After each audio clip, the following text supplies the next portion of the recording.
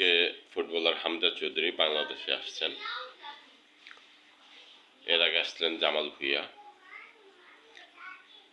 তারা দেশকে ভালোবেসে দেশের জন্য কিছু করার জন্য বাংলাদেশে চলে আসছেন। তারা বিদেশের সুযোগ সুবিধা রেখে দেশে আসছেন দেশের জন্য কিছু একটা করার জন্য। আর আমরা দেশকে কত ভালোবাসি, দেশের থেকে টাকা লুটপাট করে বিদেশে পাড়ি জমাই আরামায়েশে থাকার জন্য। অনেক খেলোয়াড় তো আছে ক্রিকেটে, যেমন ধরেন সাকিব, তিনি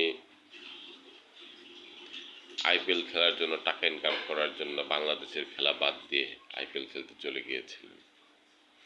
আমাদের সাকিব দরকার নাই, আমাদের দরকার হামজা চৌধুরী, জামাল ভুঁইয়ার মতো লোক, যারা দেশকে ভালোবাসবে, দেশের জন্য কিছু করার জন্য মরিয়া হয়ে থাকবে।